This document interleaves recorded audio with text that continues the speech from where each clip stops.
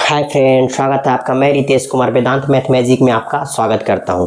देखिए दोस्तों, ये मेरा मेंसुरेशन का पार्ट 1 वीडियो है, क्षेत्रमिति। आज से हम इसमें क्षेत्रमिति पढ़ाएंगे, मेंसुरेशन। ये मेरा पार्ट 1 वीडियो है। देखिए मेंसुरेशन क्या होता है। देखिए मेंसुरेशन हम दो भाग में पढ़ते हैं। पहला एक क्षेत्रफल के आधार पर और एक उसका परिमिति और त्रिज्या के आधार पर। देखिए क्षेत्रफल हमको, देखिए अगर हमको क्षेत्रफल के आधार पर पढ़ना होगा तो हम ट्रायंगल में पढ़ेंगे। क्षेत्रमिति के आधार पर ट्रायंगल हो गया, उसके बाद फिर इसमें स्क्वायर हो गया, उसके बाद फिर रेक्टेंगल हो गया। इस सब इसमें पढ़ेंगे तो इसमें क्षेत्र एरिया के आधार पर, ठीक है। और एक हम पढ़ेंगे उसके त्रिज्या के आधार पर, उसके परिमिति के आधार पर, तो वो बेलन हो गया। बेलन, अर्धगोला, गोला हो गया, शंकु हो गया। ये सब में पढ़ेंगे त्रिज्या के आधार पर और परिमीटर के आधार पर। और इसमें अगर क्षेत्रफल के आधार पर पढ़ना है तो हम मेरा ट्रायंगल हो गया, फिर रेक्टेंगल हो गया, स्क्वायर हो गया, ये सब क्यूब हो गया। तो चलिए हम आज से पढ़ते हैं ट्रायंगल के आधार पर। सबसे पहले कि ट्रायंगल के आधार पर ट्रायंगल के बारे में पढ़ेंगे इसमें कि ट्रायंगल का एरिया क्या है, ठीक है। तो देखो ट्रायंगल जो है उसको 3 भाग में बांटा गया। ट्रायंगल को 3 भाग में बांटा गया है ट्रायंगल को। देखिए पहला हो गया, ये ट्रायंगल है, ठीक है। इसका 3 साइड होता है, इस सबको पता है। ट्रायंगल का 3 साइड होता है, ABC, ठीक। इसको साइड बोलते हैं। ये हो गया एंगल, ठीक है। तो ज्योमेट्री में हमको पढ़ना है इसमें एंगल के बारे में, इसमें हमको एरिया के बारे में पढ़ना है। तो देखिए ट्रायंगल भी 3 प्रकार का होता है। पहला होता है आइसोसेलेस ट्रायंगल, इक्विलैटरल ट्रायंगल। पहला हो गया आपका इक्विलैटरल ट्रायंगल, इक्विलैटरल ट्रायंगल। इसको बोलते हैं हम समबाहु त्रिभुज। क्या बोलेंगे? समबाहु त्रिभुज, समबाहु त्रिभुज। दूसरा को बोलेंगे हम आइसोसेलेस ट्रायंगल, आइसोसेलेस ट्रायंगल मतलब समद्विबाहु त्रिभुज। समबाहु त्रिभुज कहने का मतलब है जिसका तीनों साइड बराबर हो। समबाहु त्रिभुज, इक्विलैटरल ट्रायंगल, इक्वल कहने का मतलब कि अगर ये ए है तो ये भी ए होगा, ठीक है, इक्विलैटरल ट्रायंगल। और आइसोसेलेस ट्रायंगल मतलब समद्विबाहु मतलब कि जिसका 2 भाग बराबर हो। समद्विबाहु त्रिभुज जिसका 2 भाग बराबर हो। आइसोसेलेस ट्रायंगल मतलब हो गया कोई 2 भाग बराबर हो, कोई 2 भाग बराबर होना चाहिए आइसोसेलेस ट्रायंगल में। समद्विबाहु त्रिभुज। एक होता है स्केलन ट्रायंगल, एक होता है स्केलन ट्रायंगल, स्केलन ट्रायंगल। इसमें क्या होता है, इसको बोलते हैं विषमबाहु त्रिभुज, विषमबाहु त्रिभुज, विषमबाहु त्रिभुज जिसमें तीनों साइड अलग अलग होता है। इसमें तीनों जो साइड है अलग अलग होता है, ABC, कोई साइड बराबर नहीं होता। इसको बोलते हैं विषमबाहु त्रिभुज, ठीक। अगर ये है, B है तो C होना चाहिए, ठीक। इसको बोलते हैं स्केलन ट्रायंगल, विषमबाहु त्रिभुज। और एक होता है आइसोसेलेस ट्रायंगल, एक होता है इक्विलैटरल ट्रायंगल, ठीक है। ये आपको मेंसुरेशन में पढ़ना है इस ट्रायंगल के बारे में। और एक ज्योमेट्री में पढ़ना है, उसमें राइट एंगल ट्रायंगल, एंगल के बारे में वो अलग वीडियो में हम बताएंगे। तो देखिए इसमें पढ़ना है क्षेत्रफल के बारे में। सबसे पहले आइए इक्विलैटरल ट्रायंगल क्या है, यहाँ पर आइए। इक्विलैटरल ट्रायंगल क्या है, इस तीनों जानने से पहले एक राइट एंगल के बारे में, राइट ट्रायंगल के बारे में जानना जरूरी है। राइट ट्रायंगल, देखिए राइट एंगल क्या है उसको पहले देखिए। राइट ट्रायंगल का मतलब समकोण त्रिभुज, ABC। समकोण त्रिभुज कहने का मतलब कि एक जो एंगल होता है वो 90 डिग्री का होता है। एक जो है परपेंडिकुलर होता है। परपेंडिकुलर कहने का मतलब लंबवत। अगर एक सीधा रेखा पर एक खड़ा है रेखा तो ये हो गया 90 डिग्री, तो ये हो गया स्केलन, ये राइट ट्रायंगल मतलब कि समकोण त्रिभुज जिसका एक 90 डिग्री का होता है। अगर हम लोग को पता है कि ट्रायंगल का तीनों साइड होता है 180 डिग्री का, ठीक है, तो एक 90 डिग्री होगा, तो ये दोनों को मिला के 90 डिग्री बनाना है, तब ना 90 और 90 180 होगा।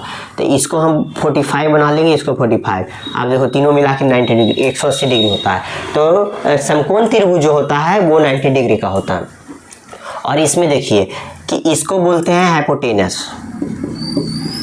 हाइपोटेनस मतलब होता है कर्ण, इसको बोलते हैं। सबसे बड़ा भुजा होता है ये ट्रायंगल का। इसको बोलते हैं बेस, मतलब आधार। इसको बोलते हैं आधार या बेस। इसको बोलते हैं ये हो गया परपेंडिकुलर।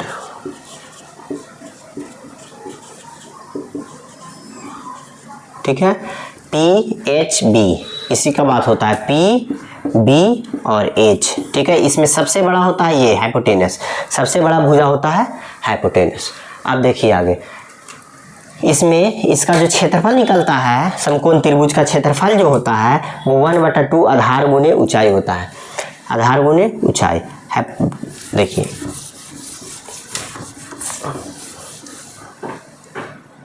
ये होता है ऊंचाई, इसको बोलते हैं आधार। तो इसका जो क्षेत्रफल होगा 1/2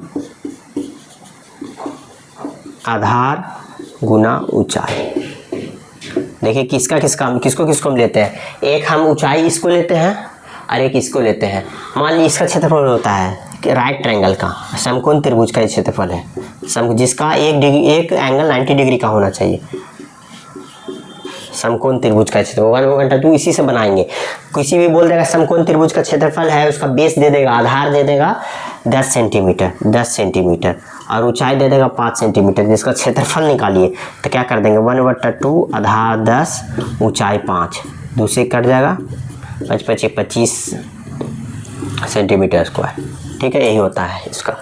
आगे देखिए, अभी हो गया इसका बाद। अब कभी कभी कहेगा, इस तरह से क्वेश्चन पूछेगा कि ये क्षेत्रफल हो गया। कभी कभी क्वेश्चन पूछेगा कि कोई भी समकोण त्रिभुज है, ठीक, ABC, इसका जो हाइपोटेनस है वो 10 सेंटीमीटर है। ठीक है, हाइपोटेनस है जो 5 सेंटीमीटर है, 25 सेंटीमीटर, 5 सेंटीमीटर मानिए। इसका आधार जो है 4 सेंटीमीटर, तो हमको इसका P निकालिए। B दिया हुआ है, H दिया हुआ है, तो हमको हाइपोटेनस दिया हुआ है और बेस दिया हुआ है, हमको इसका निकालना। तो इसका फार्मूला होता है कि H स्क्वायर बराबर जो भी ये कर्ण होता है, सबसे बड़ा भुजा होता है ट्रायंगल का, ये कर्ण का स्क्वायर जो होता है दोनों भुजा के दोनों भुजा को जोड़ के वर्गों का योग होता है। दोनों भुजा को अगर हम जोड़ देंगे उसका स्क्वायर करके इसके स्क्वायर के बराबर होता है। देखिए H का स्क्वायर, ये दोनों भुजा के वर्गों को योग कर देते हैं, इसका वर्ग, तो P का स्क्वायर प्लस B का स्क्वायर ये बराबर होता है। ठीक है, इसका जो स्क्वायर होता है दोनों भुजा के वर्गों का योग के बराबर होता है, कर्ण बड़ा वाला भुजा। ठीक है, देखिए मान लीजिए कि इसका जो दिया हुआ है 5 सेंटीमीटर, H बराबर हाइपोटेनस अभी बताएं H, तो इसको लिख देंगे 5 का स्क्वायर बराबर P का स्क्वायर, P नहीं दिया हुआ है, P निकालना है, प्लस B का स्क्वायर, 20 का स्क्वायर 4, तो 4 का स्क्वायर। ठीक है, तो 5 × 25 और P का निकालना है 4 का स्क्वायर 16, तो P का स्क्वायर इधर चल जाएगा, 16 इधर आ जाएगा, तो 25 - 16 बराबर P का स्क्वायर, यानी P का स्क्वायर 25 में से 16 घटाएंगे तो कितना आएगा 9, यानी P का स्क्वायर 9 हुआ, P स्क्वायर बराबर 9। फिर P को हम अंडर रूट कर देंगे तो कितना आएगा, इसको अंडर रूट करेंगे 9 को, तो P बराबर आ जाएगा 3। ठीक है, P बराबर क्या आएगा 3, तो P बराबर 3 हो गया। ठीक है, यहाँ से हम निकाल दिए कि हाइपोटेनस मेरा दिया हुआ था, बेस दिया हुआ था, ये फार्मूला पर कि दोनों भुजा का वर्गों का योग बड़ी भुजा यानी कर्ण के स्क्वायर के बराबर होता है। ठीक है, अब देखिए इसको हमको प्रूफ करना है कि 3, 4, 5 ट्रिपलेट है कि नहीं, ये ट्रिपलेट है कि नहीं। तो देखिए हम कर दीजिए, हम क्या बोले, इस आधार पर बना दीजिए। H का स्क्वायर ये दोनों भुजा के योग का बराबर होता है, तो H का स्क्वायर क्या है, 5 × 25 और इसका 3 का स्क्वायर प्लस बी 4 का स्क्वायर, तो 3 का स्क्वायर कितना होता है 16, 3 का स्क्वायर 9। ठीक है, यहाँ देखिए हम फार्मूला बताएं कि एच का स्क्वायर बराबर पी का स्क्वायर प्लस बी का स्क्वायर। ठीक है, ये बताएं। तो ये 3 4 5 अभी हम प्रूफ कर लिए इसको, ये दोनों दिया हुआ था, ये नहीं दिया हुआ था, ये निकाल लिए। अब इसको प्रूफ करना है कि सही में ट्रिपलेट है कि नहीं 3 4 5। तो हम बताएं कि सबसे बड़ी भुजा दोनों भुजा के वर्गों का योग के बराबर होता है। तो सबसे बड़ी भुजा क्या है 5, तो 5 का स्क्वायर करके पी का स्क्वायर कितना 3 का स्क्वायर प्लस बी का स्क्वायर कितना है 4 का स्क्वायर। ठीक, तो 5 5 25 हो गया, 3 का स्क्वायर 9, 4 का स्क्वायर 16, 16 और 9 25, ये दोनों के बराबर है। यानी प्रूफ हो गया कि समकोण त्रिभुज का ये सबसे बड़ी कर्ण दोनों भुजा के वर्गों का योग के बराबर होता है। ठीक है, तो एच का स्क्वायर प्लस पी का स्क्वायर प्लस बी का स्क्वायर। ठीक है, और इसका एच का स्क्वायर बराबर होता है दोनों भुजा के वर्गों का योग। ठीक है, योग का। उसका इसका हम क्षेत्रफल निकाल लिए। समकोण त्रिभुज का क्या होता है 1/2 गुने आधार गुना ऊंचाई, अभी निकाली। अब आइए, अब हम बताए हैं इक्विलेटरल ट्रायंगल के बारे में, इसके बताएं तीनों का लिखे हैं कि इक्विलेटरल ट्रायंगल क्या है उसके बारे में। समबाहु त्रिभुज क्या होता है जिसका तीनों भुजा बराबर होता है। फिर इसोसेलेस ट्रायंगल समद्विबाहु जिसका 2 भुजा बराबर होता है ट्रायंगल में। और एक स्केलेन ट्रायंगल होता है जिसका तीनों भुजा बराबर आपस में नहीं होता है, भी समबाहु त्रिभुज। तो सबसे पहले जानिए इक्विलेटरल ट्रायंगल का क्षेत्रफल क्या होता है, इक्विलेटरल ट्रायंगल है क्या।